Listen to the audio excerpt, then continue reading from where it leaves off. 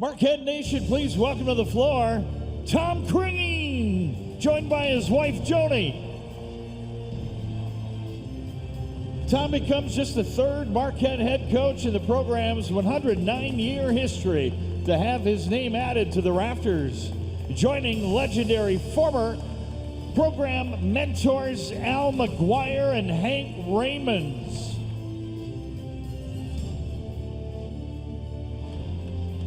Now it is time to see the banner. Fans, please turn your attention to the rafters in the northwest corner as we reveal for the first time Tom Crean's banner. Help me out. 5, 4.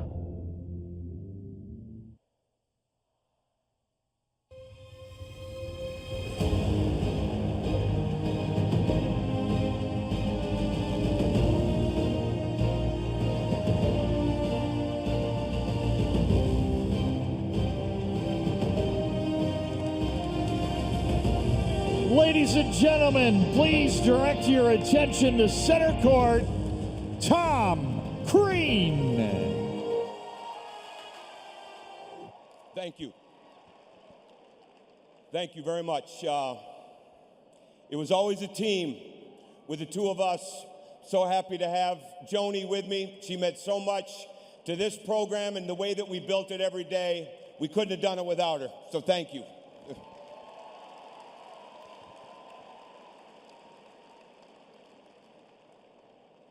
Al McGuire had said a long time ago when he was coaching here, that he said every time that he walked into the arena that he looked into the four corners and he saw those seats filled, then he knew he had done his job. Well, he did a lot of great things on the court as well, but that was such a huge part.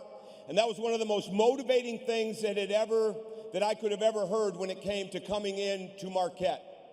Because to build this, or build upon what had been done here, with all of you and with the people we're going to talk about here in a minute, I could have never imagined it.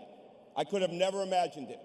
I'm so thankful to our president, to the board, to the administration, certainly to Director of Athletics Mike Broker and head basketball Shaka Smart for allowing this to happen, for giving us this opportunity. Very, very thankful. I looked at those banners every day that I was in this building. Every day. It was such a big deal to have those banners hanging no matter what was playing in here, because that's what Marquette was all about.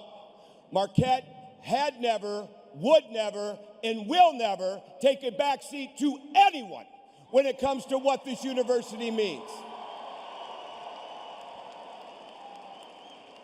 And I'd look at those banners, I never imagined that someday I'd have that. I was way more interested in making sure we added to those banners and then to the player banners.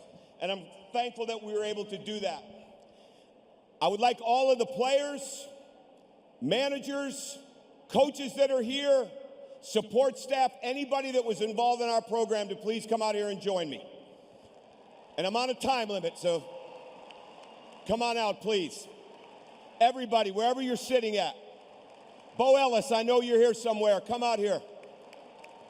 All the managers, just come on down. This is your time now.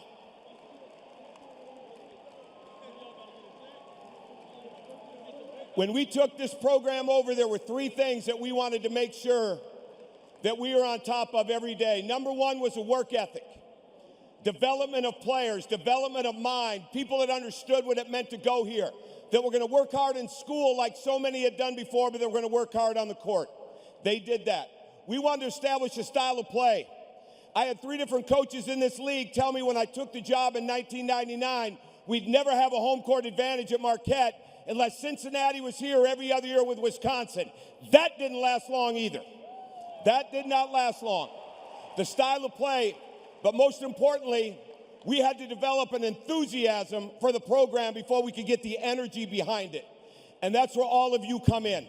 All of you that are here, all of you that were here before, those that aren't here anymore, that were a part of it, that have maybe passed on, it could have never happened without you. And for that, we are so thankful. When it came to our players, There were three things that mattered when we signed them, when we brought them in here. And whether they're here today in front of us or whether they're somewhere else, anywhere in this world, it's the same thing. Number one, we wanted them to just have great character. And more often than not, man, we hit the jackpot on character when it came to bringing people to Marquette University. We wanted to have a toughness.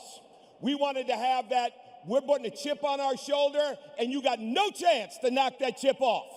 Because everything we're about is taking care of business for Marquette University, because that toughness meant we looked after each other. And we wanted to have an unselfishness.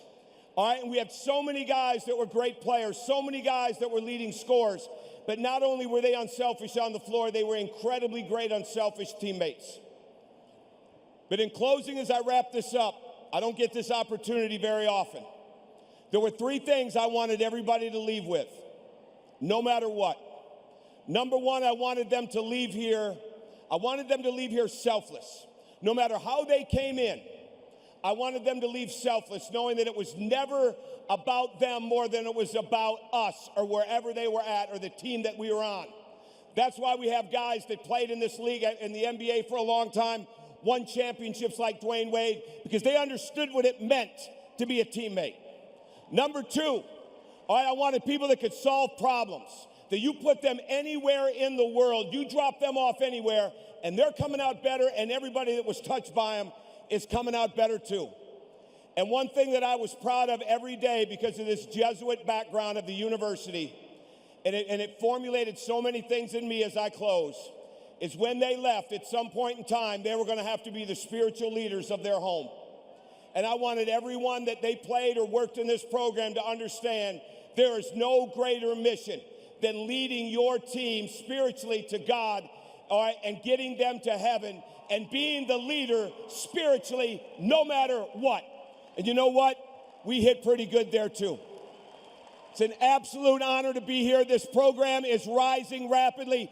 Marquette will never, ever take a backseat to anyone in this country. Don't let anybody tell you different. Thank you very much.